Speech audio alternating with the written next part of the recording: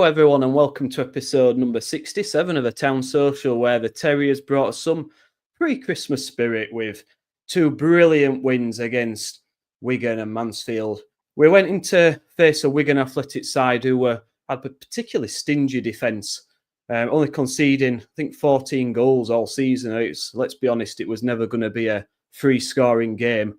After a first half of one or two chances where Wiles at the outside of the post, something about as rare as a positive thread on Down at the Mac happened, where the Ginger Cafu Ollie Tertinio smashed in his first goal in, well, it must be at least 3 years, to give the Terriers a 1-0 lead.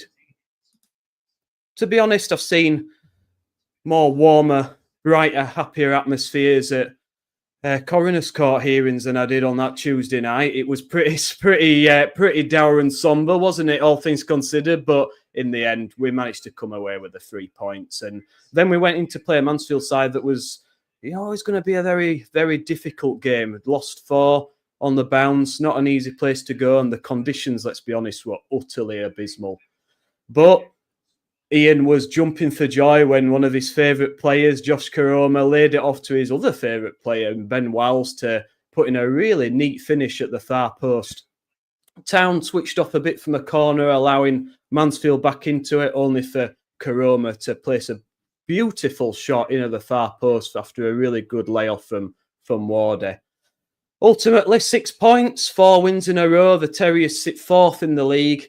We've not gained up a massive amount of ground, but we only sit 5 points off the top 2 with a game in hand on Wrexham. The thing is, guys, do we think the team's finally starting to gel? What do you think of the performances of the strikers, in particular, Freddie Ladapo and Radulovic? And do you think we can generally challenge for that top 2 after a spending spree, I'm sure, in January? Ian's chickened out of hosting. He's had enough, so I'll be your host, holding your hand through this evening of Town Bants. My name's Nick Barlow. Joining me as ever is Ian Kilroy and Gaz Kay. Guys, get your comments and your questions in. We'll chat through everything tonight. Get involved. Please subscribe to us on YouTube. We're just going to be, if you didn't hear last time, we're just going to be streaming live on YouTube, not X, moving forward. So please subscribe there for all your Town needs. So let's get straight into it. Wigan. Listen, I was a bit and ahhing about it. On paper, I think I said before, potentially difficult. Wigan, although they were around mid-table, they've got a really stingy defence, as I've said. They're well organised, don't lose by many. And it had all the markings of the potential banana skin. But I thought, we pretty much for the entire 90 minutes controlled it well, kept them at arm's length. They didn't really have that many chances, Wigan, although they had quite a bit of the ball. I didn't really think they troubled us that much. And in that first half, we fashioned a couple of chances, and I think probably the main one was Ben Wiles with a free kick that hit the outside of the post. Gaz, how do you think we started the game, and particularly that first half, mate? How do you think it went? Although it was wild on Saturday, it was pretty wild on Tuesday night as well. The weather was blowy, wasn't it? It wasn't a great night for football, but I thought we got control of the game straight away. Although they dominated possession, they had a lot of possession. A lot of it was sidewards, backwards, across their back 4, and in their midfield, and then back again. And they were very tidy on the ball. But we got a chance in the first minute. Karoma had a chance. I think it might be Kasumu who snapped the ball in midfield and played him in, and he weirdly went onto his left foot to take the shot. The bloke showed him down the outside, so he took the invite and managed to get one away, but it went straight into the keeper's gloves, really. And I think other than that, really, in the first 10 or 15 minutes, I keep thinking about. I must stop thinking about Ian, but I keep thinking about Ian's thing about the first 10 minutes of League One games, about how they tend to be a bit aimless, really, a bit end-to-end with no real pattern. And that probably was a really good example of one of those games where I thought in the first 10 minutes, they had a lot of the ball. We tried to take them on the break. And other than Karoma's chance, we didn't get much. They did get a chance about quarter of an hour in, I think. Their right-hand side. I couldn't tell if they were playing a 4 or a 5 at the back, but their wide man on the right got in down the channel. Long White came across to him, but let him come back inside way way too easy. And the lad got a shot off with his left foot. And it was a really good save by Chapman because it bounced just in front of him and he pushed it out. But unfortunately, pushed it straight out to a Wigan player who absolutely put his laces through it and somehow put it 40 yards over the. I think he must have thought he was playing for Wigan Rugby League rather than Wigan Football Club. But I mean, other than that, there wasn't a lot, was it? And you know that Wiles' free kick was a really good strike. Actually, I thought it was in. It was only when it rippled off down and away that you realised it wasn't. But their keeper looked up. Mr. Tickle in goal looked totally beaten, didn't he? So yeah, it was a pretty much it was exactly what I expected, really, which was they're tight at the back. We don't score that many, and they seem to control the possession. I thought it was a great game. I loved it. Yeah, I loved it, Nick. I thought. Yeah, go on. I thought it was a nice routine win. I think when you're at the top of it, the top half, or challenging for promotion at the top of the table, you have to have certain home games where they're quite routine and you don't have to worry about it too much. And I felt from the off, the Wigan game was like that. I thought Sam Tickle in goal for Wigan is the best keeper I've seen in this division this year. I thought he was fantastic and didn't necessarily keep them in it, but he looked a presence there. And he's only pretty young, but he's somebody. I think if our season goes well this season, we could look at going into getting in the zone potentially because he was really, really impressive. But like Gaz said, that first 10 minutes were wild. Caro, it was strange to see set up in a back four, and I don't care what anyone says. You can try and say it with 3-5-2. It was not. Michael Duff's changed his system there because Josh Koroma played so high and wide on that left-hand side. And we went man for man in that first half in that normally most teams like to have a centre-back free. We didn't against Wigan. Everybody man-marked. What happened then, though, was Wigan played quite a strange system, guys, like you say, where their two wide guys were so high and wide all game. And what that meant was in the middle of their field, they only had 9 men, and that's why we dominated in that middle. And any time we could possibly whack it to one of the guys out wide, and Lonvic really did struggle, and maybe that's why he was dropped for Saturday's game. I don't think it was. I think it was another reason, which we'll get onto when we go to the Mansfield game.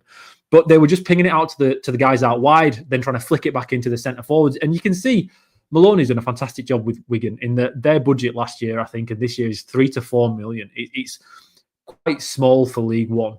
Yet when you're seeing them play and you're seeing them defensively and how structured they are, you can see they have to be that way because they don't have the money to go out and spend on the strikers that you need to go out and spend on to be able to achieve in this division. I think if you're going to try and play up on attacking football, Town have half done it, I guess. We were Radulovic at $500,000 last January and Ladapo coming in on a free and the guys that we've already got. But even we've not gone out and spent the money on the strikers and our strikers are struggling to score because of it. We're going to at that times 10. And because of that, they've got to find a different way to try and create chances. And you could see Maloney and what they're trying to do. And to be fair to them, they did restrict Town. And you could see and always sense that there was a chance for a counter-attack. You could see what they were trying to do. Hellick and Lees shut me up all game. They kept coming so deep into the midfield, trying to chase shadows because their striker, I can't remember who it was, he kept dropping deep into midfield. And both of our guys ate it up. And we got away with it once or twice. Hellick took a foul early doors because they nearly got in on it. But overall, at first half, Port Town were all right, huffing and puffing. It never felt like we weren't going to win that game, which is nice because if you'd have said this 2 months ago, you'd have thought nonsense against any team at home. But we're getting some sort of rhythm going, Nick. And it's just nice after I've hosted once and we've won 2 games out of 2, 100% record. It's all right. James Murgatroyd won't be worried so much because you're back in the top left-hand corner, Nick, of the YouTube screen. Yeah. He'll be buzzing. He's not here. He's not commented yet, so maybe less so than I expected. But no, the Wigan game was good, and I think Turton's. I'm a massive fan of Ollie Turton. I think he's been a fantastic, I'd say, addition because obviously he's been here for a while, but he was out of the squad for a long time with quite a bad injury. Yet come back in, and to me, he's locked down that right-hand side, and there shouldn't be another game between now and the end of the season if he's fit that he's not playing. Even with Sorensen, I don't know what we're going to do with Sorensen, but I feel the defensive balance we get with Turton changes our entire team. And there's no coincidence in that correlation between Turton playing and Town winning game after game after game at the moment. But that Wigan game was good. I thought the goal was good. Kane, you can see where he's such a big upgrade over Johnny Ogg at this point in Johnny Ogg's career. He plays a similar kind of holding role, but I thought Kasumu would come in and do that Hogg stuff, but it's not. Kane's continuously developing into that role, and Town were good. I really enjoyed that Wigan game. I thought it were a showcase of what League One football is about, where in games you've got systematic changes going on. Town started with that back four. We got 1-0 up. Then we made a change and the head ruffles came on and we swapped back to a more standard 3-5-2. And then obviously we had a bit of an incident there at the end with Freddie Ladapo coming on and getting a bit of verbal vitriolic abuse from Town fans, something that I thought was distasteful at best. But the game was enjoyable. The weather was shite, but to come out of that 3-0 again, 1-0 and 3 points out of it was such a good win for Town. Brilliant, mate. Brilliant. I thoroughly enjoyed it. And we're not going to dwell on this game too much. I've only got two things really to comment on. One was a really kind gentleman who I have to mention who came up to me before the game started and said he really enjoyed the pod. And he's obviously a listener to quite a few Town pods, but he really liked ours. And I think it's great when people, because the thing is, like, the only reason we do this is just to get people talking about Town and talking about what we love. And it's great to see that other people are listening and enjoying. And the more, people are talking about Town, the better for me. So that was nice. So shout out to, I didn't catch his name, but shout out if you're listening. It was really nice to meet you. And then the second thing. Did you ask for a selfie, Nick? A selfie? No. No? He didn't ask for my autograph, Gaz, or anything. No, I was a bit disappointed really with that, to be honest. But yeah, I mean, he said I was the daft one. He said Killer is really good with his info and his stats, and Gaz was also there. So I don't know, but no, it's nice. At least someone listens, mate. So thanks for that. It was good to see. The second thing, I have to touch on the Ladapo thing.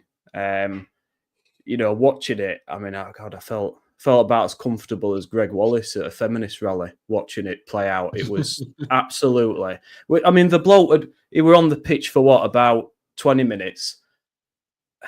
Did I like his performance? No. I mean, he touched the ball twice. I think he won an header after 15 minutes and there was a ironic cheers. I think that got one of the biggest cheers. I think it raised the voice level to about 2 decibels. I think one of the highest it had been all game when he won that header. And then there was one move where he laid it off quite smartly.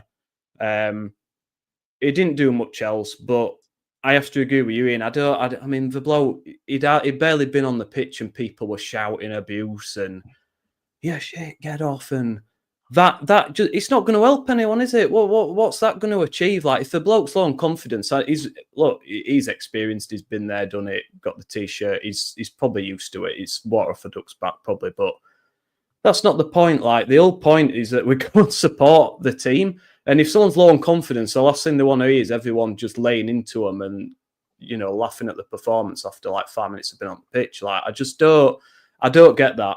You can boo at the end. Like, if I saw an awful performance from the team or players, then I will boo because I've paid money to go and watching. But booing in game doesn't help anybody.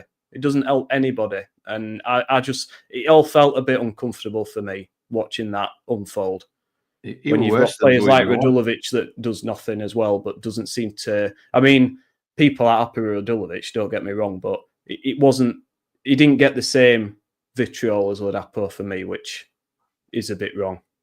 No, I mean, it was worse than booing though, Nick, wasn't it? They were almost taking the piss out of the bloke. Yeah. They were jeering and laughing and cheering when he laid the ball off to another Town player. Like, how does he get that stick and Radulovic get away with it scot-free? Because I see he brings more to the game than Radulovic does.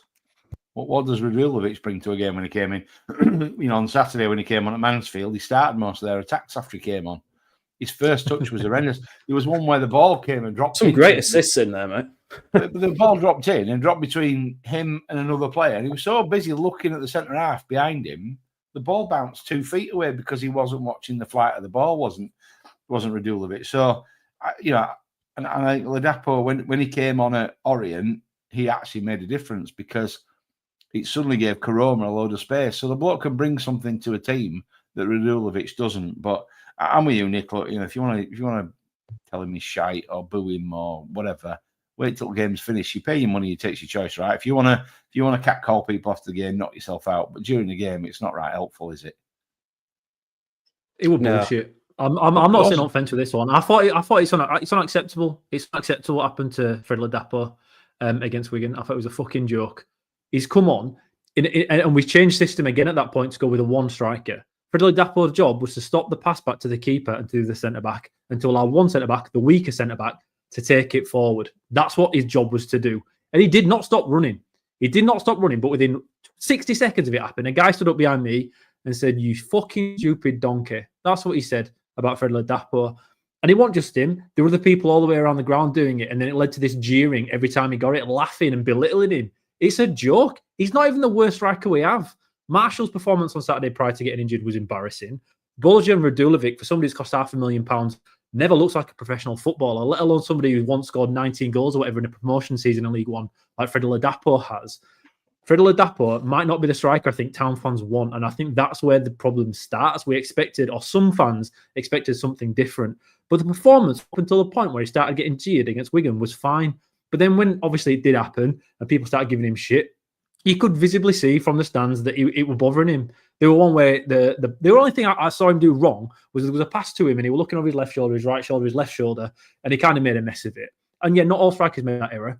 But at that point, people had laughed at him because beforehand, a few minutes earlier than that, he'd won that header nick, like you mentioned, and they've all stood up ironically cheering him and clapping him. It's embarrassing, boys. Nobody should be. Honestly, we did this to Lucas Jukovic. Do you remember when he was on loan? We booed him off after like 20 minutes. And he went on to have a great career. So not all town fans know your shit. Sometimes you don't know it. And the way we're treating certain players as town fans sometimes is unacceptable and it's wrong. And what Freddie Dapo's getting at this point is he's giving his all. You might not think he is, but then you're wrong to not think that he is. He's ran himself into the ground. That 20 minutes he did for me before it got too much towards the end. He's not in great form. He's not. I'm going to sit here saying he's a great striker. He should be starting. No, I'm not. But the laughing at him and belittling him isn't fair when you look at other players that are getting game time more than him that are even worse than what he's putting in. I don't understand why he's getting it, other than we wanted Taylor in. He didn't come in. The way it was sold from the club, I guess, was we were tracking him for 2 years. So maybe fans expected a little bit more than what they've seen so far, and they're putting that. Then I suppose that's back on the club's fault for setting unrealistic expectations. But for me, he's fine as a fourth striker. He came on against Mansfield again after 70 minutes and did the job that we needed from a striker at that point. He chased everyone down, hassled. Actually, he created a couple of chances. His effort wasn't great. But he's a type of striker that we don't have, and there is a use for him. But the laughing and treatment that he's getting in certain moments, I don't understand. And I think it's distasteful. I'm not sure we played to his strengths either, Ian. When you look at the goals he scored for Ipswich, and as you know, my lad lives in Ipswich, he scored, most of his goals were scored 6, 8, 10, 12 yards out. The man's not going to get the ball, run 40 yards and smash it in the top corner. But that's not how we play. We don't play with wingers, do we? So, unless you've got Miller in the team who's going to put quality into the box for somebody like Ladapo, then he's a bit of fish out of water. And that's not his fault. I mean, we're not playing to the. No, but that's it, Gaz. And that's it, Gaz. So then you question the people who brought him in. He doesn't fit this system at all. No, he doesn't. I'll say that. So then you look at the people that brought him in and question them. You don't question his ability. I think that's unfair, and I don't think you question his effort, because you've got other strikers in this squad where I look at them and I think they're putting far less effort in than Freddie Dapo is, even though it doesn't work for Freddie at the moment on the field. And that's the part I find hard to take, Gaz. And it's what it kind of embarrasses me being a part of the town fan base, seeing it. Do you think part of the problem is he's come on for Ben Marshall, who runs around like an headless chicken, like chasing everything, 100 mile an hour, trying to hit, and then he's not the same, is it? It's a completely different style, but just because he doesn't run like that. I mean, Ben Marshall hardly touched ball all game, but he just ran around trying to hassle people. But he's not that type of player. But that doesn't mean you're awful. Just because you're not like ratting around, running, like your legs are going 10 to dozen all the way through the game. Like it was same with Billing when he used to play. People didn't like him because he wasn't running, busting a gut all over the pitch.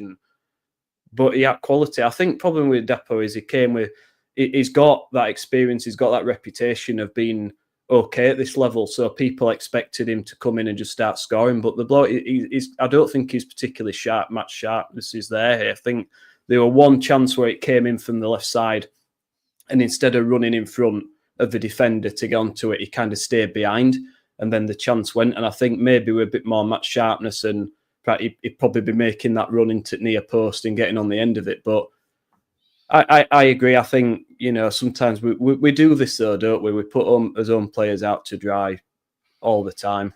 And I think once fans have made their mind up about someone, unless they come on and score an hat-trick and then follow it up with another double, folk are just going to say, well, it's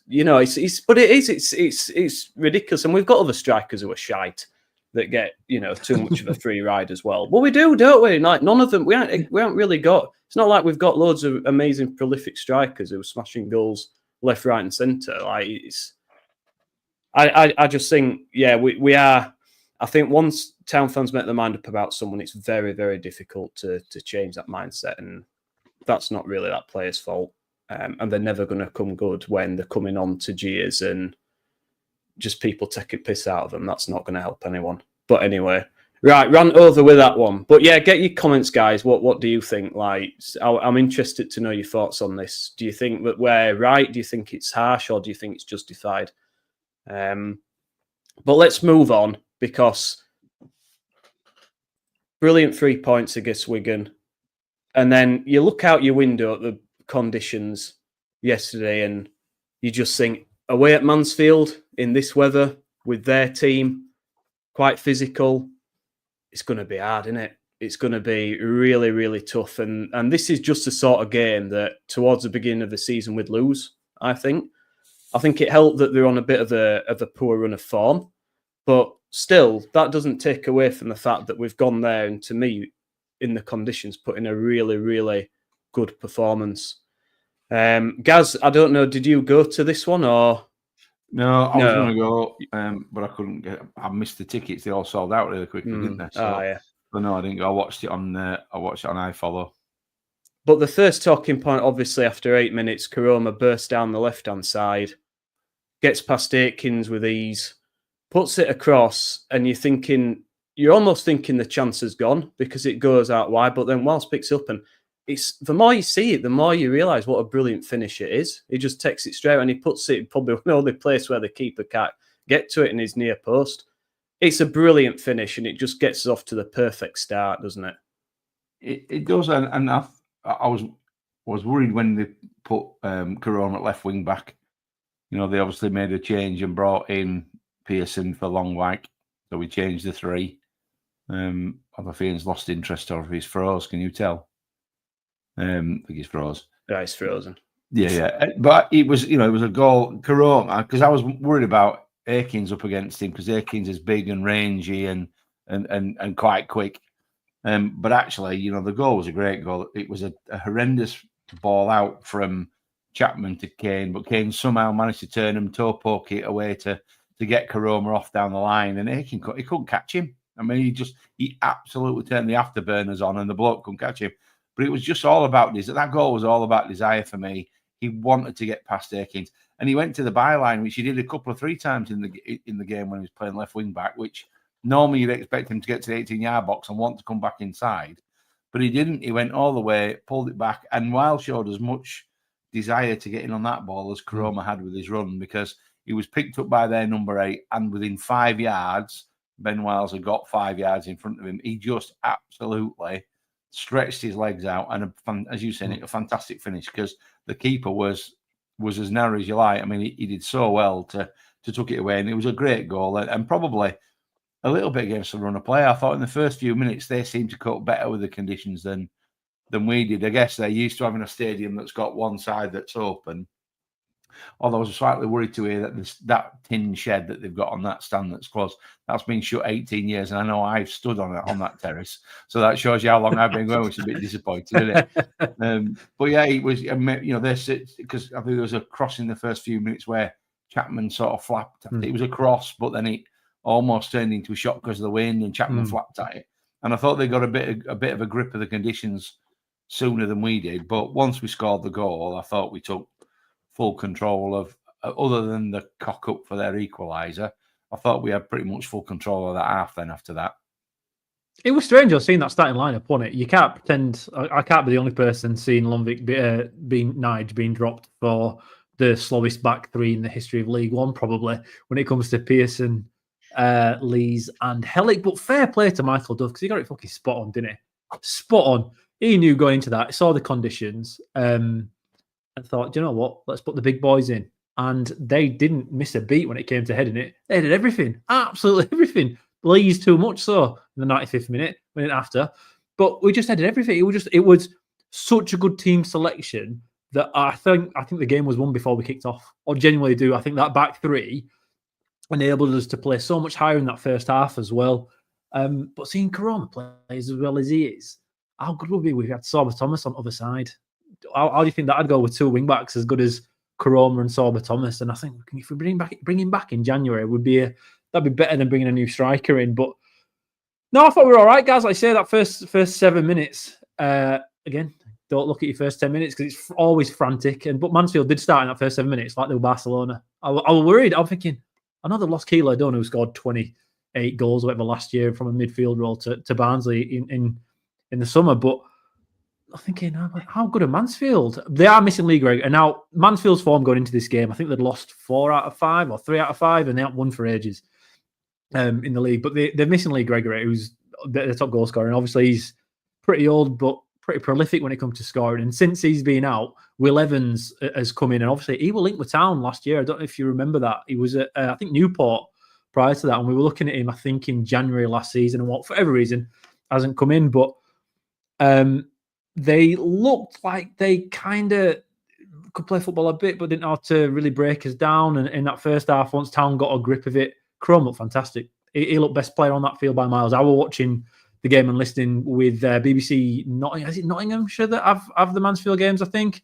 Anyway, they were absolutely fawning all over Koroma, saying, yeah, it's a tight game, but then the quality of Josh Koroma is something else. And he was fantastic. Lucas Akins had a performance as poor for me yesterday as Tom Edwards at Leeds United last season. He were awful. Honestly, Akins, I've written, when we podcast, I go through all the highlights on the main events of the game and I write down what's happened. And so when we're talking about it, I can flash back to it. And honestly, going through all this, Lucas Akins arrives on every single error that Mansfield made and every effort Town had.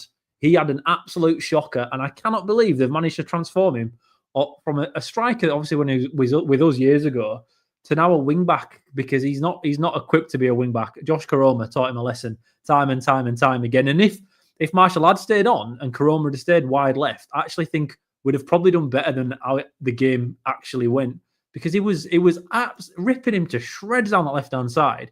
And every time it went out that way in the first few minutes, it looked like we were going to be in. The goal's good. The goal's fantastic. Obviously, Kane gets it straight off Chapman. It's just how quick this is why I love Jacob Chapman. And we'll come on to this later on, so I'm jumping the gun a little bit here. But his distribution is fantastic. It's quick. He knows exactly what he's doing. He gets the ball straight out to Kane, plays it into Koroma, who plays it back into Wiles. Obviously, for the finish. And Wiles has run, like you say there, guys, at the back post. What's really nice about that goal is also what the strikers do. So Marshall runs to the front post. He's front post man. Danny Ward sits back on the edge of the box for the pullback. But all the while, Ben Wiles is sprinting as fast as he can to the back post. And I think it's Lewis who's chasing him back. He just can't get there. Wiles is 10 yards free of his man. But when he started running, Wiles were behind him. His desire to get there to finish that off was fantastic. And it wasn't deserved at that point. But with the way that first half went, it was ridiculous Mansfield ever got back into it, because Town handled the conditions far better than Mansfield did at any point. Yeah, but it wouldn't be Huddersfield Town, would it, without letting a team back into it? And they get a corner, it gets floated in, knocked back, and I mean Chapman, it pushes it away, but it just doesn't get enough on it for me. And then it drops to Evans. I thought Evans scored it, but some of them have somebody else down. But I thought it were Evans that put it in. But to me, we just switched off a little bit, and that just because I don't think Mansfield were getting back into that game. I mean, the conditions are poor out there, so you can forgive it a bit. But yeah, a bit disappointing to concede that. I thought maybe we could have defended that one slightly better. You're muted, Gaz. Sorry, I was coughing, so I muted, and now I want to cough again. It was Lees that was marking Flint at that corner. And he only took 5 steps backwards, and Tom Lees completely lost him and fell over to leave him with a free header. I mean, you don't need to be rocket scientists to work out they're going to try and hit Aidan Flint at set pieces, do you? So that was disappointing. I noticed after that they switched. By the way, Ward picked Flint up at the next set piece after that. I noticed. And I'm with you. I actually thought it was poor. I thought Chapman's push out was poor. Not really, I'm not sure he couldn't have caught it. Didn't have that much pace on it, and then the defenders didn't react either. So it was just, as you said, it wouldn't be Town if we didn't give somebody an easy chance and an easy route back in. And it was completely against the run of play, just as possibly our goal was. That definitely was. That definitely was against the run of play.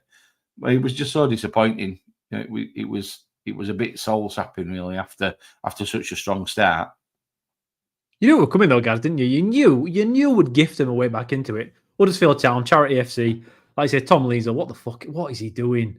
The ball's drifted obviously in the air, but Aidan Flint moves like a tanker. He has no mobility at all in him whatsoever. And that's where what happened afterwards, which we'll again go into in a second, comes from his lack of mobility. But he ends up on his ass. He's only got to move 3 foot backwards. He's moved 3 foot and he's managed to fall over. Flint's not over. It's no foul. There's nothing on it. He just falls because he can't run backwards. Chapman's Australian, so I'll defend him to the death, unfortunately, guys. I think he did well with that. I don't think he could do too much. Matty Glennon on the radio said as much as myself. Obviously, we're best friends now. We've podcasted before previously. But he managed to just punch it out. And Kasumu's lost Evans there, who is Evans, Nick, for me as well, who pops it in. Just slack. Teams that gain promotion can't gift goals away like we continuously do week in and week out. We rarely concede a goal where it's in open play and it's like, no, do you know what? That's a good goal, that is. Most goals we concede, you can see an individual error within it. And we've got to kind of shore that up. But because we've got Pearson, Ellick and Lees, we shouldn't be conceding from any corner whatsoever. We shouldn't have Aidan Flint at a back post, Frieda, 6 yard out, and Chapman making a wonderful save and it falling to Evans for him to pop it in. It shouldn't be happening. We've got enough guys there to stop that. And the conditions probably lent itself to it drifting a little bit further to him. But it's a poor goal to concede, and we've got to cut it out. And we've been saying this every single game. And I know we're winning so many games in a row, but Wickham and Birmingham are doing so well that there isn't that much room for error. And eventually, these kind of gifts that we give teams will catch up with us. It was just an absolute kick in the teeth to get it at that point where we controlled the game and looked really dangerous every time we went forward. I mean, ironically, we've only conceded 16. I mean, only Wrexham have conceded more. So we're not. It's not like we're shipping them in left, right, and centre. But I know what you mean, because we do seem to have this habit of letting teams back into it when we're on top instead of just going for the jugular and finishing them off. I think we need to score more goals. JG has put, if we had Alfie May, 20 goal a season striker would be top 2. I don't know. Maybe you're right, mate. I'm not sure, but we do have Josh Karoma, and the second goal followed swiftly, didn't it? After Ward played a really good pass round straight through. It's a good run from Josh, and I mean, it's a. The more I watch it, the more I realise what a brilliant finish it actually is. Curls it round into the far corner, and I mean, he was so knackered he couldn't even be asked to get up off the floor to celebrate, could he? He just sat there, and he was almost like surprised himself that it went in. But it's a brilliant finish, and taking into account the wind and everything, it's just a brilliantly taken goal, and we needed that. We needed a quick response, because the longer it would have gone on, the harder I think it would have got. But that sucker punch, that second goal, I think it just dropped Mansfield's heads a little bit. But Ian, you love Josh Karoma, don't you?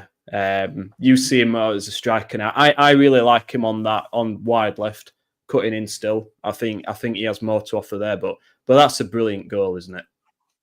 It's a fantastic finish. It really is. And the entire working for the goal is fantastic. I tell you what, I feel like I've told you so here.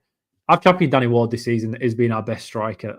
Honestly, if you're looking at who you're putting in your front two, if Danny Ward's fit, I think he offers more as a striker at this level than anyone else. And he was great in this game. He did exactly what we needed somebody to do. A bit of a calm head, we're not playing fancy football at that point, are we? He knows Karoma's faster than Flint, who's left it. Flint bit really high and followed Karoma in, who's played it off to Danny Ward initially. Danny Ward just flicked it straight over his head because he's got it. He's a bit more old school. He's not all about passy. He understands conditions and plays Karoma in. And to be fair, Karoma, I think, initially thought he was too wide, Nick. I think he didn't think it was a shooting opportunity. He looked up at Pim, the goalkeeper, and he's not in the right position. He had to back up so much. He's kind of wide right, and instead of being in the centre of the goal, he's a little bit to the right. Karoma has no, because he looks up for the pass. And to be fair, there is a pass on, He doesn't need it in the end, but Ben Wiles makes another darting run, and he's there right next to Chrome when he curls it into the corner, and that's another shout out there for Ben Wiles, where he gets a lot of crap for going missing in games. But whenever it comes to goal scoring opportunities and chances to break forward, he's always there supporting. Chroma didn't need him though. He saw where Pim was and put a fantastic finish, like you say, Nick, curling it into that corner. But that's where Chroma's the best, even if I like him as a striker or not. When he's on that left-hand side cutting in for his right-hand foot shots, I don't think there's anybody better in the division. He is the guy you want on those chances. The problem is Josh Koroma, his penalties is awful at. And if he gets a chance to actually think about what he has to do other than that curling into the far post, that's where Koroma struggles. But he was a difference on Saturday, wasn't it, when it came to that, just a little bit of quality when it comes to finishing chances. But that goal was fantastic. It was thoroughly deserved. And how often does it happen, as in it never happens, where we gift a chance, gift a goal away, and within 2 minutes, we're back in front? It was a really good goal. And Koroma nodded it down for Ward, and Ward dropped behind the halfway line. And it was right. It was on his left foot, which is where you want it for Danny Ward, isn't it? And he managed to just ping it. And one thing I will say for Koroma when he plays up front, he never seems to get offside. He's really good at holding his line and holding his run, and he timed it just perfectly. Because he broke the offside trap, and by the time the bloke could turn through 90 degrees to try and chase him, he got 10 yards in front of him. And I think the keeper wasn't. He took it really early, so the keeper wasn't set. And I don't know if you've seen the replay from behind the post on the other side, he sets it out really wide. It's a fantastic ball and a fantastic finish. It comes all the way back in, it curls right back into the side net on the last moment. So it was, and I think I'm glad, because I think if we'd not scored again so quickly, in the second half, they had the wind at the backs and they really used it. So I think it would have been possibly a bit of a different story. But yeah, a brilliant goal, and I think he ended up getting deserved man of the match, Josh, in the end, didn't he? He was the difference between the two teams on the day, because when you look at the stats and when you watch it, when you watch it in the game, it was ding dong. It was both teams had a go. Both teams had chances to win it and lose it, but he was the difference on the day. And then we go into the second half where Tom Lees has a brilliant chance with a header, doesn't he? And how many times has Tom Lees? And I don't want to lay into the bloke, because I love him as a defender. I've always said how much I admire him, but this season in front of goal, it's been woeful. How many chances has he had? Gilt-edged chances. It's straight at the keeper. I mean, if that goes in, it's a game over, isn't it? But it's straight at the keeper, and Mansfield is still in it. Ian, what were you thinking? Is that just went straight to the keeper? Well, he had two chances. He had one in first half where Wiles has played it into him, and it's kind of like bounced up. I think we're like 30-odd minutes, 37 minutes just before half time, and he's whipped across it, and it's bounced just in front of Leeds, but he's only 6 yards out, and he kind of just dangles a leg at it, and it just goes behind. But realistically, he should have done better with that. And if that's on target, that's a goal. And we're going into half time 3-1 up instead of just 2-1 up. But that chance, honestly, he's Tom Lee. I don't know what's happening with Tom Lee. Last year he was pretty clinical when it came to chances, but this year, I honestly, this is no research on this, but I imagine he's missed more XG chances for Town this season than anybody else, because the amount of crosses that fall to Tom Lee's, his positioning is unbelievable. When it comes to finishing it, it just doesn't do it. But he had to score there. Come on. I don't think he's 6 yards out. I think he's 4 yards out. The keeper stood still. Pim's not moving. He can't. He's frozen. Anywhere else, it's a goal. The only thing I guess you can say is the wind's in his face, and heading the ball into wind is pretty tough in that it takes a lot of pace out of it. I think with a chance later on with Helic as well from a corner where he's had a more or less an open corner, he's tried to do the same thing, and it's just drifted a little bit. But like you say, Nick, Lee's on. We can't miss chances like we are doing. The game should have been put to bed at that point, because Lee's missed 2 in a row, and it was just Tom Lee's season. I don't know what the answer is. I suppose both them chances though, Killer, he found some really good space around the back post on both occasions, and that first one was really weird because I don't know if he got caught between two stools, because he sort of hit him in his shin in the end. So I don't know if he was trying to put it back across or trying to have a shot, and I think in the end he did neither. But I mean, the header, it's as sitter as a city you're going to get in it. I mean, it was a really simple ball in from Wiles on the free kick. It was not special. He just, it was a chip into the back post, and he found himself in 5 yards of space. And he almost headed it too well because he headed it straight. And I mean, the keeper didn't have to move it, and he caught it right in front of his face, didn't he? If it had skimmed off the side of his head or something, it would definitely have been a goal. But yeah, it was a big sitter, and we started to come under some pressure straight away after that. Then immediately after that, we almost gave a goal away. They kicked it long. We ended up then Chapman. Chapman's distribution is great. Played it to Wiles. Wiles plays it to Lees, who then gives it away. They then create 2 or 3 really good chances almost immediately after we've nearly scored a third. It was mad. And then Josh Karoma gets put through, doesn't he? And their keeper comes rushing out and takes, well, for all intents and purposes, takes Karoma out outside the box. Everyone's just waiting for the inevitable free kick and red card. And is it Mr. Herkzed, the referee, coming under some stick because I've never seen a more blatant foul just waved away. And to this day, I still don't understand what the bloke's seen, because he's not giving him a card for diving. So he obviously thinks that he's been taken out. You can't blame the weather conditions because he just plowed straight into him. Like, there's nothing. It's a foul. I don't understand. I still don't understand what he's seen to not send him off.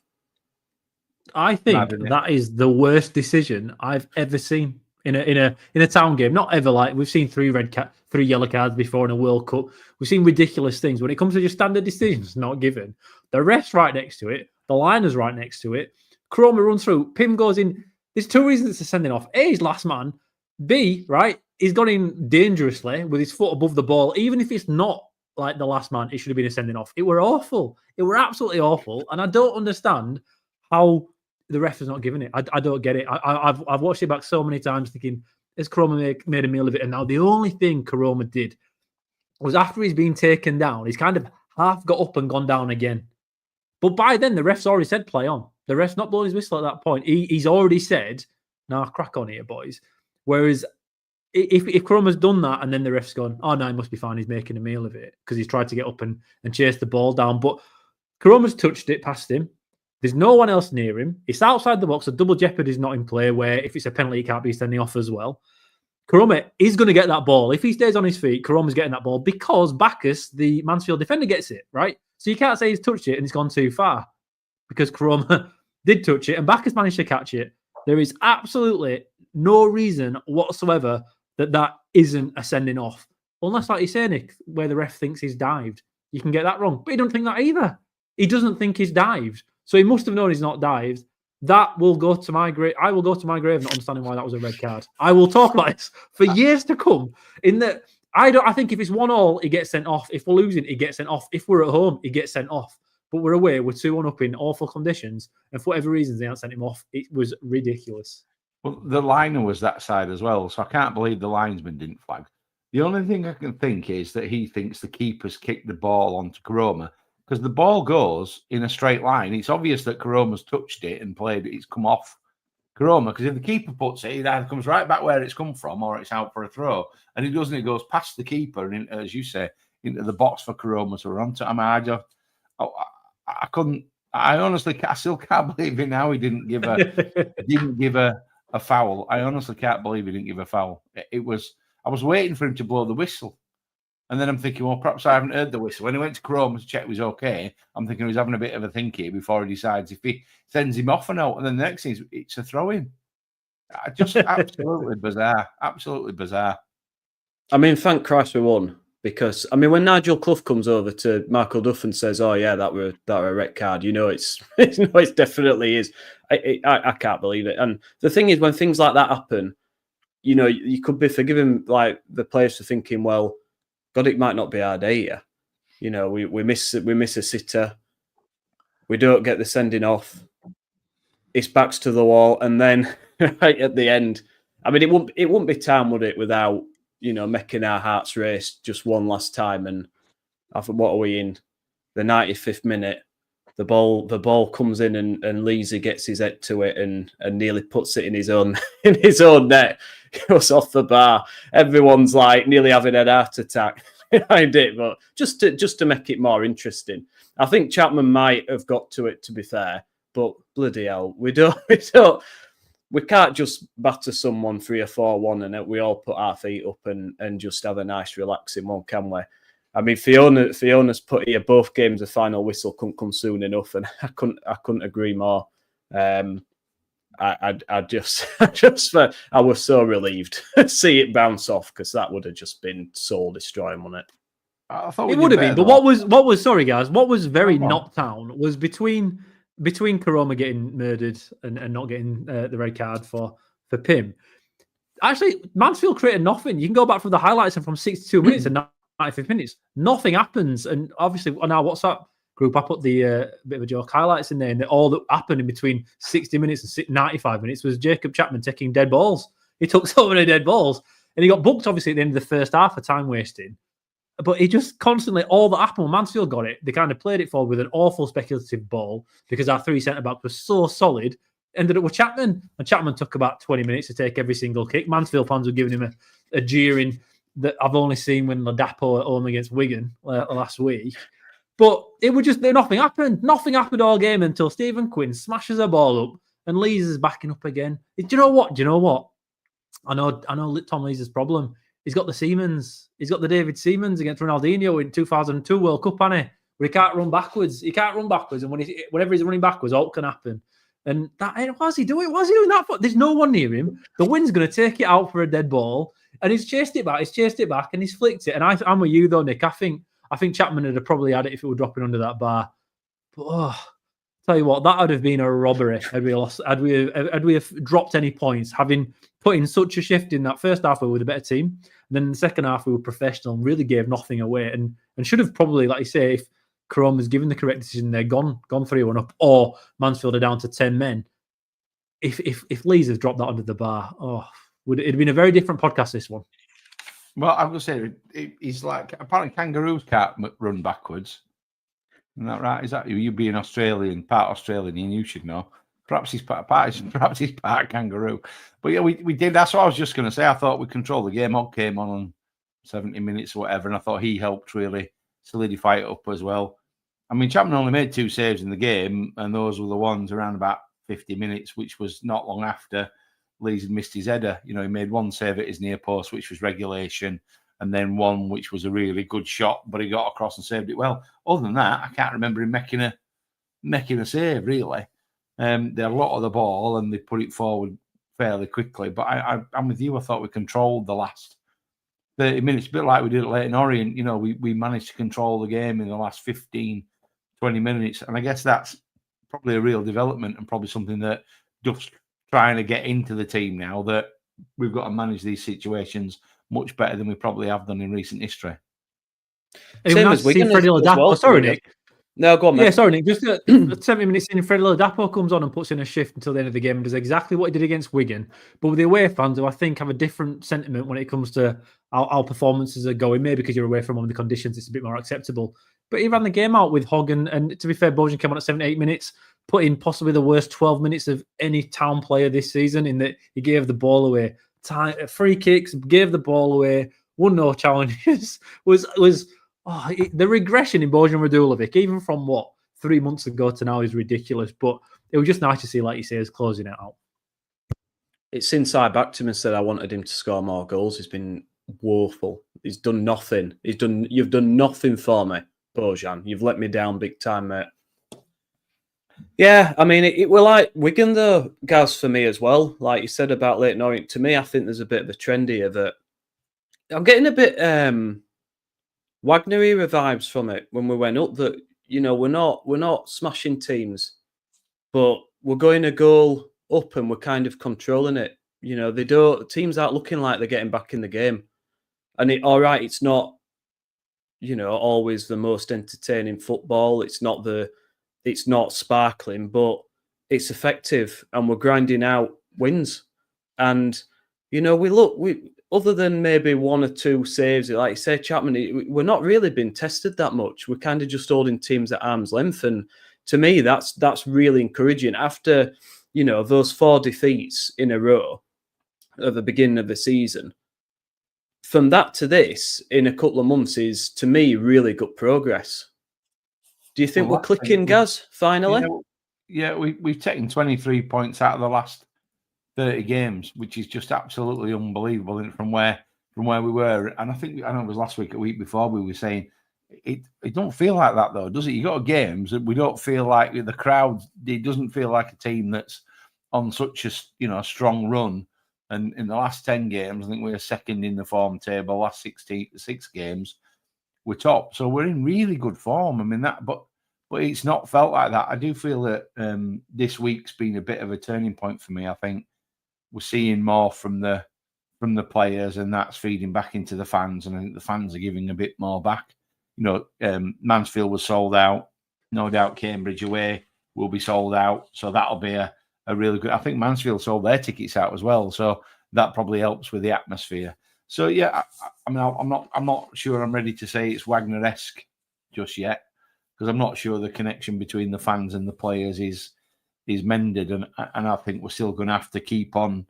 We're going to have to keep on backing them and making sure that they get the help from us that they need. But yeah, the last 2 games, so the last week certainly, I'm starting to feel it now. Whereas even before that, it still felt a bit disconnected to me. But Ian, we were just before you buggered off and left us, we were just chatting about the team, and now we look like we're controlling games a lot more, keeping teams at arm's length. And I said to Gaz, it's reminded me a bit of that season under Wagner where we went up that it weren't sparkling, but we just kept getting the job done.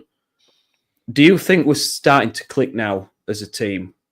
There's a bit more cohesion there. Do you think he's finding his best 11, and we're maybe strikers aside to a point, but do you think it's finally starting to come together for us? Because 4 wins in a row, I can't remember last time we did that. No, there's a few things. Four things. First thing, we've cut out stupid errors. Well, not all of them, but when we're getting absolutely pumped out wing backs, and like those long balls in pre-season kept going over wing backs' heads, and our centre backs couldn't get over quick enough to cover it, and we got beaten by that a few times. Northampton worked it out. Bristol Rovers, I think, there was a few teams that kind of caused us a few problems in that way. We got rid of that. Secondly, we've got belief. We've won a few games now. We're doing really well. And if we face any kind of adversity, we seem to still be okay. Third, attacking-wise, we've got patterns of play, like we're talking about with the goal yesterday. Wiles at the back post and Chroma down left-hand side. Marshall and Ward had distinct roles to play when that ball went down the left-hand side. One ran to the front post, one stuck on the penalty box, Wiles right on the back, and Wiles scored the goal. And obviously, you want Wiles scoring them because at the moment, he's the most informed striker or goal scorer we have.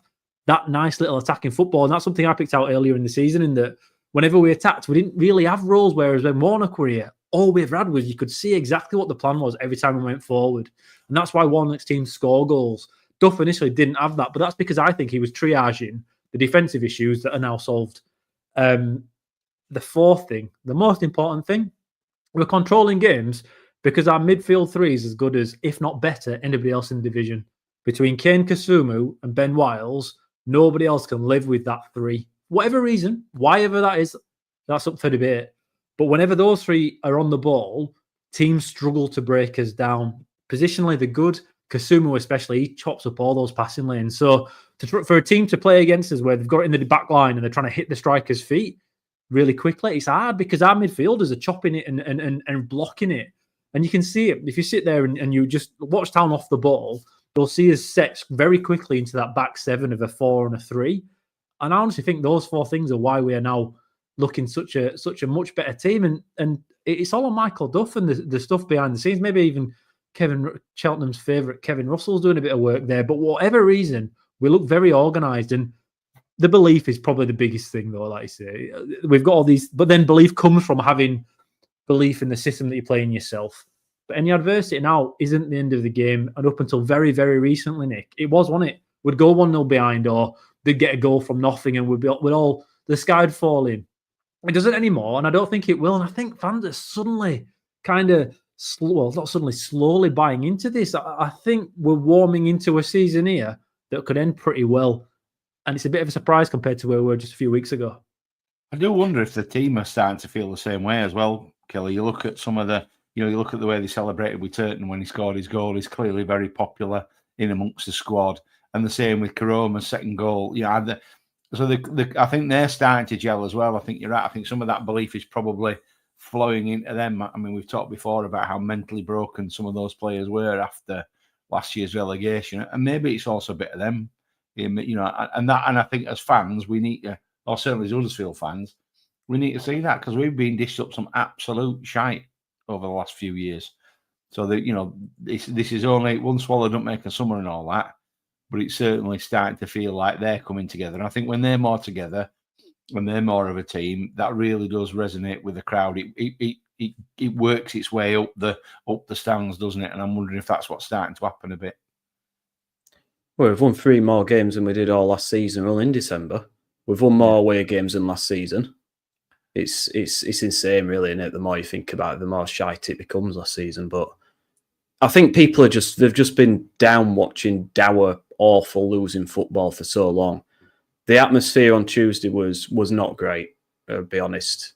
And at some point, that's going to have to change. Like, I get, some people say, "Oh, I don't trust the team," or what have you. But what are we now? 9 unbeaten. At some point, you've got to get behind this new system, and because I think we're clicking. Like, we've had lots of injuries. It's not been easy. Like, we've got lots of long-term injuries to deal with, and trying to change the mentality of the squad and wheedle out some of the bad apples reportedly that was in there. And he's had a lot to do. He's had a lot to deal with, and now it's finally starting. It seems like it's clicking into place. And the pessimistic town fans will probably be losing runs around the corner, but I'm not sure it is. I think we might have got that out of the way early. I think every team goes through a bad spell sometime in the season. I think Birmingham had a little one. Wickham are starting. They've drawn for the last 2, so maybe they're having a little bit of a blip. And Wrexham's will come at some point. It always does. But maybe we needed that. Maybe we needed that bit of a poor run just to wheedle out the problems early and get it sorted. So yeah, I think it's positive signs, and I think we can't be anything other than optimistic. Coming into January, I thought in my mind, if we're sort of 5 points behind the top 2 going into January, with a chance to strengthen up front and kick on, that's not too bad. And it looks like we could be that even better, looking at some of the fixtures we've got. So I think we've got to get behind them and see what happens. But I've not deliberately ignored these. I've not ignored these other posts. I've deliberately left them back because it leads me on to January. There's a lot of people talking about this, and Ian, I know you mentioned about Sorba Thomas. Liam Noble on X made a comment about Sorba potentially coming back in response to our tweet we put out there, and there was a bit of debate about it. James Murgatroy's just put it now as well. Could Sorba come back? My reservations are A, he won't want to play in League One because he thinks he's probably too good for League One, and B, is that good? Is he going to affect the dressing room? Those would be my 2 concerns about Sorba coming back, to be honest. And where would he play? Because we're not playing with wingers. He played as wing back, so didn't he, under Carlos Corberan a little bit? I think he did a little bit of time. He can do wing back. He's played right wing back. Yeah, I think for both parties it'd be fantastic. We all know how good Sorba Thomas is. He's in the Championship, never mind League One. He has defensive issues. I think if I'm breaking it down as a performance analyst, defensively he's questionable at best. But attacking wise, he's as good as it gets at any level, really, especially at our level. And for himself, he's had a tough time. Obviously, it didn't go too well last year with us. And then this year with Rennes, is it Rennes where he's at? I can't remember. Nice, but obviously, Nantes, that's it. Nantes, that's it. And it's just not been great for him. Obviously, been some racial abuse, I think, from the crowd, and obviously that's unacceptable. So for him to come back here in January for 6 months where he can rip it up a little bit, that's probably good for Sorba Thomas as well. So not only is it good for us, I think it's good for him. I don't know the ins and outs of the deal. I don't know whether he can come back. I don't know how he gets on with Duff, and if the squad want him back, and if they don't, then it's a different thing altogether. But on form, Sorba Thomas in this team when we're chasing promotion, if he's going to fit with the culture of the squad as it is today, it can only be a fantastic thing. And for me, if he did come back, I'd be buzzing. I'd actually be buzzing because I don't think we can afford to go out and bring in a striker that could impact us as much when it comes to goals scored, realistically, than Sorba Thomas can. And that's why I'd be looking to bring him back if possible. it's going to be down to his mentality, though, Ian, isn't it? I think if he's willing to work the way Duff wants to work, and we all know what Duff demands out of players before they'll even get picked for the team, it'll all be down to his mentality, won't it? As Nick says, he thinks he's too good for League One. Otherwise, if he didn't, he'd probably still be here, wouldn't he? He wasn't bothered for a League One scrap. He thought he'd go and play in Ligue 1 in France, and that hasn't gone that well, I don't think. In typical Sorba Thomas, it started all right, and then they slowly faded away. So I just can't see it. I just can't see it. No, I understand it. And Marshall's mentioned here that staying with his last man last year cost us a few goals, and it did. And we picked this out on the podcast a lot. But then we've had Karoma this weekend play as a wing back, but like as a high wing back, and against Wigan as kind of a winger where we shift into a front three when we're on the attack. And I think with Sorba Thomas, you could do the similar thing. You could go with a dynamic midfield. I know it's technical. No one's interested in this shit. I get it. But if Karoma's playing as one as a front two with Wardy and Sorba Thomas, or Karoma could be the wing back and Sorba Thomas can play as a striker. We tried that a few times last year. It didn't really work too well. But maybe that's an option at this level. I think having Sorba Thomas with us is a weapon we could utilise. And Duff, he gets town fans. He kind of gets the club at the moment. My worry with him when he came in was not inability, but an undesire to change his own system. We've seen now he's learned from what happened at Swansea. He's willing to adapt his 3-5-2 if necessary because he wants to win games. Sorba Thomas under Michael Duff can only be a good thing as long as he's not harming, like you say, the harmony of the squad. That aside, I'd love him here. I'd love him here. Absolutely. So I didn't. I'm not going to question his character because I don't know him. Like, unless you're there in the dressing room and behind the scenes in the training, you don't know. You don't know who's affecting what. You don't know what the attitudes are like. So you're only going off hearsay, aren't you? But so I guess it depends on whether he'd want to be. I don't know, but I mean, if he did, then yeah, he's a great addition to have, isn't he? Set plays, direct pace. I think he'd be brilliant if he can be asked, but it's just whether he wants to play at this level and now he fits into this team. The thing is, you've got Sorensen. I mean, Ollie Turton, I've been really impressed with him. He was out all that time. He got written off when he came in the Championship, and then he came back and surprised everyone. Then he was out with a long-term injury, so then he kind of got written off when Sorensen came in. And then he's come back again and done really well. I think he, at the moment, deserves to keep his place. I think he's playing really well and he's making us nice and solid. But it's a nice problem to have, I suppose. And it's another body because no doubt we'll get another 50 injuries between now and end of season. There's a bit of talk about the striking situation as well. James Murgatroy's put here, who are realistic striker targets in January? And do we need another left wing back after Mikel's gone off? I think Ruffles has come on for a bit part and done okay. Karoma's obviously filled in, as he said. Do you think we need another option in there, guys? Someone who can bring a bit more direct, who's not afraid to run at players, whip a ball in. I think we need another body as a wing back.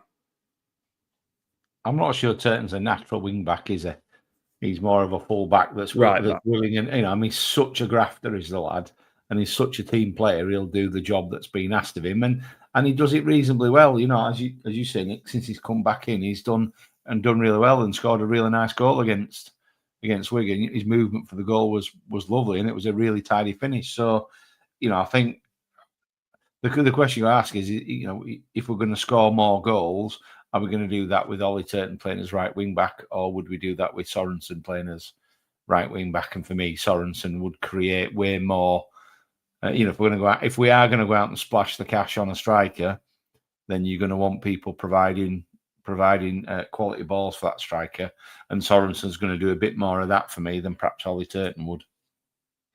But do we concede more, guys, if Ollie Turton's out and Sorensen's in? Possibly. That's a balance. That's a balance you have to make as a professional football manager. And for me, I'd have Turton over Sorensen. I think Sorensen defensively is weak. I don't think he's much better than Sorba Thomas is. I think it's a distinct weakness when Sorensen plays as a wing back. And when he first came in, he was started like a house on fire, didn't he? With us, he looked fantastic. And I'm thinking, I've Lincoln held on to him for so long.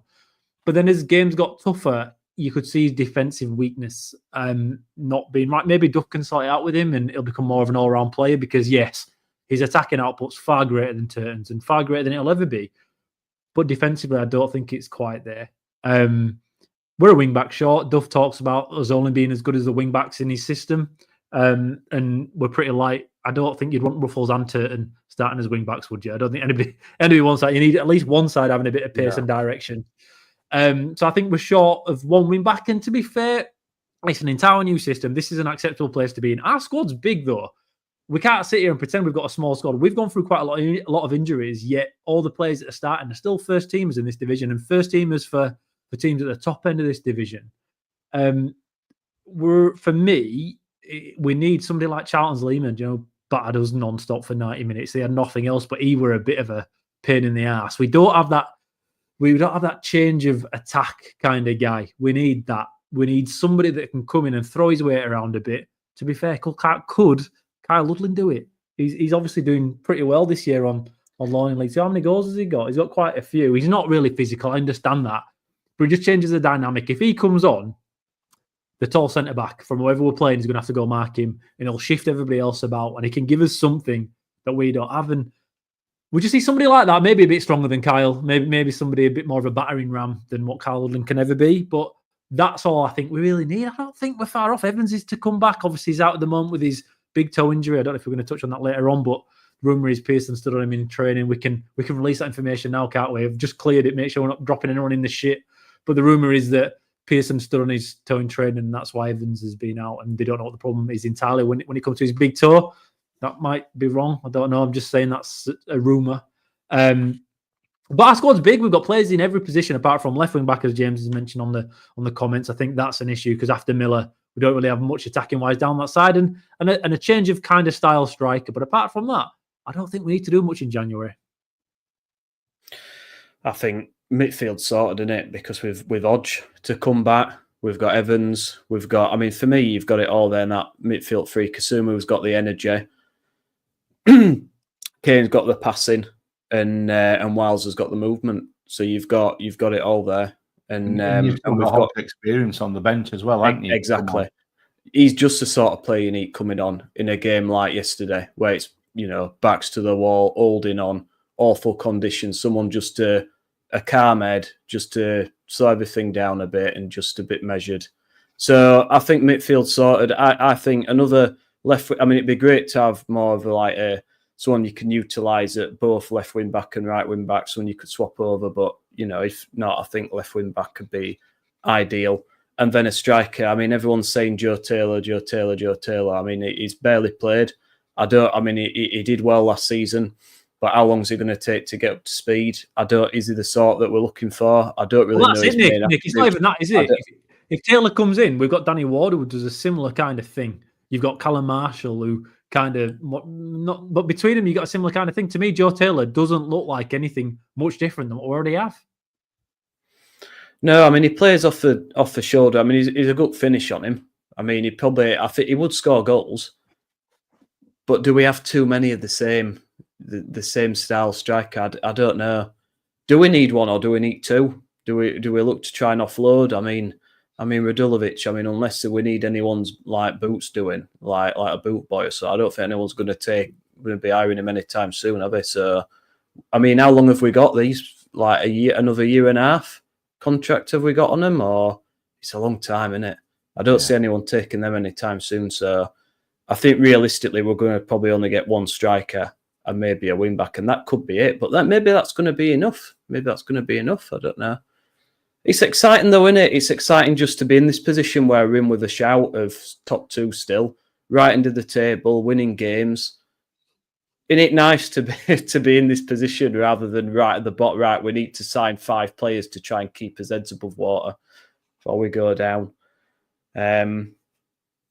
Moving on, then we've got Bolton. I don't even know what the fuck it's called anymore. What's it called now? Virtue Motors Trophy. Virtue Motors. Well, go on, Gaz. Gaz has mentioned in the private, the Town Social chat. Why it's my one area of expertise, isn't it? So, Bristol Street Motors is owned by a group called Virtue, who also have 3 brands in the UK: Virtue, Bristol Street, and Macklin Motors. And they've decided to rebrand all of those businesses as Virtue. So that's why it's become the Virtue Trophy. I thank you. There you go. We've all learned something today, haven't we? Hey? Yeah. Virtue Trophy. Highly successful businessman, me, I know. I'm not doubting it, Gaz. I'm not doubting. That's why you're here, mate, for those sort of expertise. Yeah, Bolton away. Would I be bothered if we didn't go through? No. I think it's a distraction. However, we've been on a great run, haven't we? And we've seen what happens when we've been into these cup competitions, shat it, and then we've gone on a losing run. Now, we don't want to upset this winning mentality. So do we just go full strength, try and win the game, push on? I mean, Lincoln at home on the Saturday, that's tough. Lincoln have been stuttering of late, but they're still a bloody good side. They play good football. They can't score goals for Lincoln. That's the problem. They don't. A bit similar to us in the striker situation, where the play's great up to the box, and then it's just the finishing. But that's a tough game. So do we play everybody on Tuesday, risk injury, or do we just think, do you know what, let's keep this winning run going and go and try and get the win and then go again? What would you guys do? Like I say, I've got nothing better to do with my life. So Tuesday night, I'll be going. So they better put a decent. I can't handle a second team getting stuffed by Bolton. Not that we will anyway. I think, look, winning games is infectious. We were in a bit of a dark place after losing to Tamworth and drawing with Crawley before we played Man United under 21s at home on that Tuesday night. We pumped them, and since then we've won every game. I think I'm not entirely sure. I think we have. It's important you keep winning games, and we've got such a set position when it comes to our centre backs. Bar Lundvik, pretty set. Our midfielders pretty set. Our strikers don't score goals. So for me, you've got to bring in centre backs that are backups. Maybe Balker gets a bit of time. He's back on the grass, as we like to say. We've got midfielders in Tom Upenda. He probably needs to get a bit of game time. It would be nice to get Johnny Ogg out there again, because we're obviously going to need him at some point, even if he has aged a little bit and he's not quite what he was. And then your strikers, we want goals. We need to get scoring goals, and scoring goals is a habit. I'd be playing. I would personally play as much of a strong team as we could. I would. Win what? This is not the quarter. Is it round of 16 now? So we're only 3 wins away from. No, 32 in it. 30 odd. Not even. Still a way off. Yeah. So but it's still only a few. You're only 4 games from Wembley if you win this. Exactly, and we'd all be there having a right day out. Yeah, but we'd be having a right day out. We would, and I don't like the under-21 team playing in it. That's the part I don't like. The rest of it as a trophy, yeah, cool. Keep going, win games. It's useful. But like you're saying, Lincoln's the one. That's a tough game. Their form's not been great if you look at it, but then they've only lost to Wrexham and decent team. Like they've lost a few games recently, but it's tough teams that they've lost against. They're a solid outfit. There'll be another test for us. It's a big week again. I just feel like every week's like that, ain't it, in League One? There's no real easy game in this division anymore. I don't know if there was last time we were here, but now every game feels like a bit of a challenge. And going to this one seems no different. It's not just that, but we've won 4 games, and how many points have we made up on top 3? 2. Like it's ridiculous, isn't it? Like, and that 4-game losing run has given us a bit of a mountain to climb. Like, it's taken months to try and bridge that gap again. And because teams just up there, they just don't lose. I mean, Wrexham just scrapping 1-0ers every 2 minutes. Like, people can moan about them saying they're an old squad and this, that, and the other, but they just keep getting the job done. And that's, you can't deny that it's going to take a run. I mean, I said it before, it's going to take a run of about 7 wins in a row to get up there. That's what it's going to take. Now, if we can beat Lincoln at home, we've got Cambridge away, who are not great. Stockport at home, who are tough, but we're at home. And they've been stuttering a little bit of late, up and down. And then Burton at home. So you'd be looking to win at least 3 of the next 4 of them games for me. And if we do, we could be right up there. But I think that the hardest game of the lot, I think, is probably coming on Saturday, because Lincoln are a very, very good side. But I think at home, we're a force for anyone. I watched a bit of the Lincoln game because they kicked off early. So I watched a bit of that on Saturday. And the conditions there in Lincoln weren't great either. And they were playing Charlton, who are, they're no mugs, are they? Let's be fair. But they did really well against Charlton. I mean, it was 0-0 in the end of the game. So, but they were actually reasonably tight defensively, and they were really quick on the break. They were really good with transition. They got balls forward really quickly. and not direct either, by the way. You know, they look a good football inside. So Lincoln will be a challenge.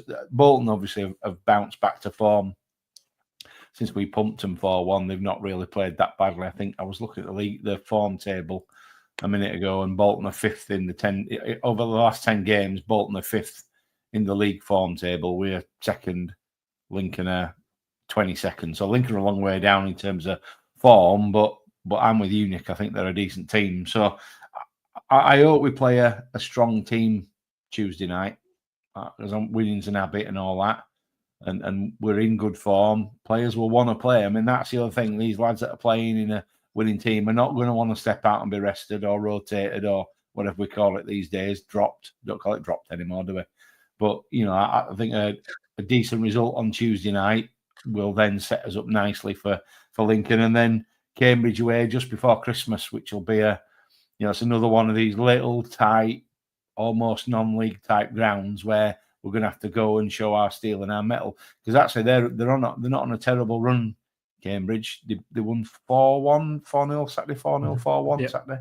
So they're not in the worst format, Cambridge. So it's going to be an interesting week and a half, isn't it? But I just hope we can keep the momentum going. That's all I'm looking for. All we can do is keep trying to win, keep putting pressure, and they will. Every team up there will hit a bad spell at some point, because it always happens, particularly as you get into New Year when injuries start mounting up. And I think that's what will probably hurt teams like Wrexham more than anyone, because they're not the biggest of squads. But yeah, we'll see, guys. I mean, let's have some predictions. Bolton, I say, would I be bothered if we went out? Well, I'd be bothered if we'd lost, but I'm not a massive fan of this competition, really, unless you get to Wembley. But I think, I think we will go with a strong side. I think we could sneak it. I think we could maybe sneak a 1-0. I think Maxwell will be in goal, won't he? Is he injured, or is he be goal side? But I don't think there'll be wholesale changes. I think we'll sneak it 1-0. Killer, you think? I'll go draw in normal time. Can I do that? Can I go for a technical draw and then penalty shootout? Who gives a shit where that goes? But I think it'll be a draw. I think it'd be both teams will have a go, but they won't be that bothered. It'll go to penalties, and we'll see who's the better at taking them. Our German influence isn't here anymore, is it? So we're probably not as good as we used to be. Guys, I'd say I was going to say a draw, because we haven't had it. We've not had many draws. We must be due some soon, and I'd rather draw in that game than I would in the Lincoln game on Saturday. So yeah, I think 1-1, 2-1 Tuesday night, and then Saturday. I mean, tough, innit? Yeah, I think we'll have enough on Saturday. As I say, I watched a bit of Lincoln and I thought they were tidy enough. But like a lot of League One teams, they were tidy enough. They weren't anything much more than that. So I still think Saturday we should have more than enough to put Lincoln to bed. I would say 2-0 Saturday.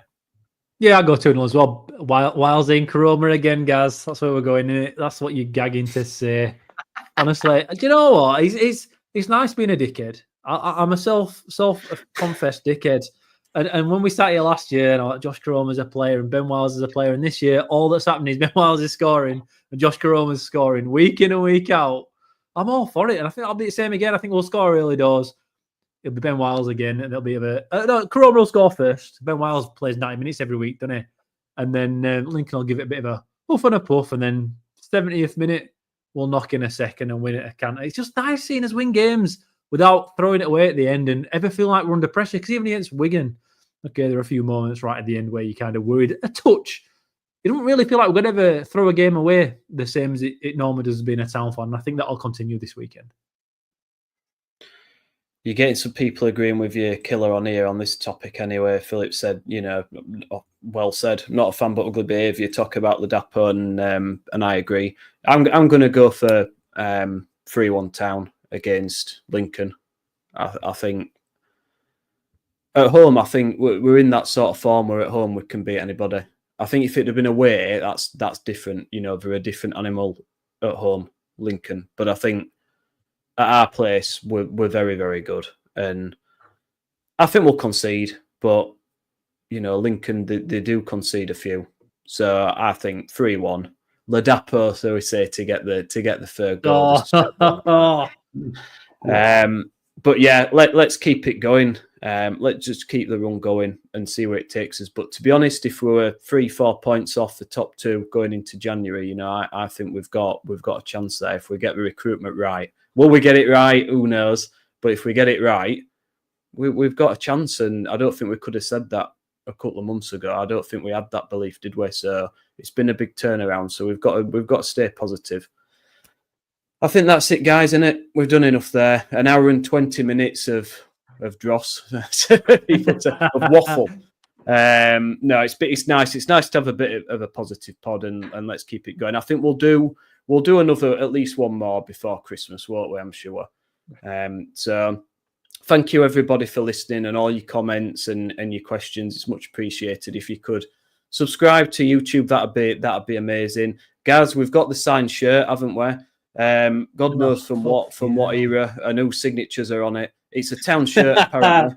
That's as much as we know. But if we reach 1,000 subscribers, then we will pick someone at random, and they will be the proud owner of that shirt. It's a nice shirt, which I think is from the promotion season under Jacko. I'm pretty certain. But yeah, thank you everyone for listening. My name's Nick Barlow. I've been your host for this evening, and joining me has been Ilan Kilroy and Gaz K. We will see you again, hopefully next week. Thanks for listening. Up the town. Hey.